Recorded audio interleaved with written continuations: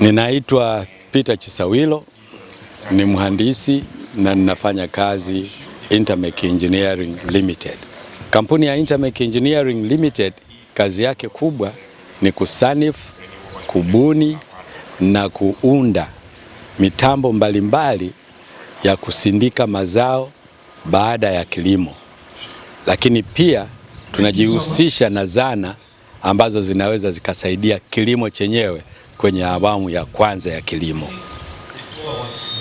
Tumekuwa tukifanya kazi na IITA kwa miaka 23 sasa, na hii ni mfano wa umuhimu wa taasisi ya utafiti kufanya kazi na kampuni ya sekta binafsi ili kuleta manufaa kwa jamii kupitia mitambo ambayo inaweza ikasaidia kuongeza thamani ya mazao mbalimbali.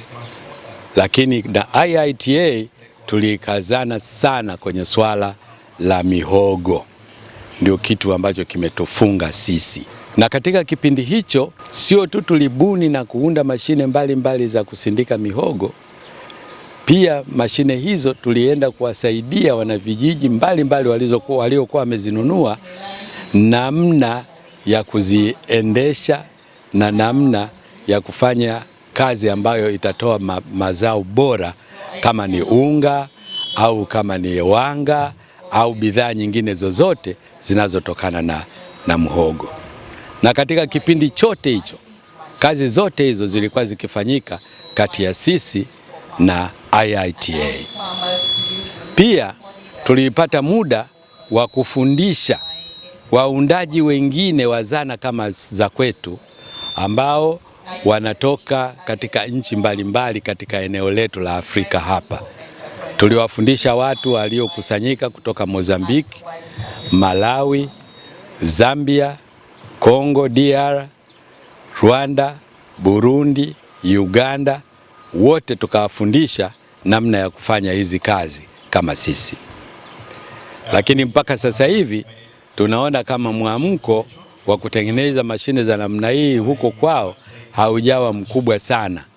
Kwa hiyo bado tunaendelea kupeleka mashine kwenye nchi hizo ili kukidhi mahitaji ya matakwa ya teknolojia, kwa sababu teknolojia hii imewainua wana vijiji wengi hapa nchini.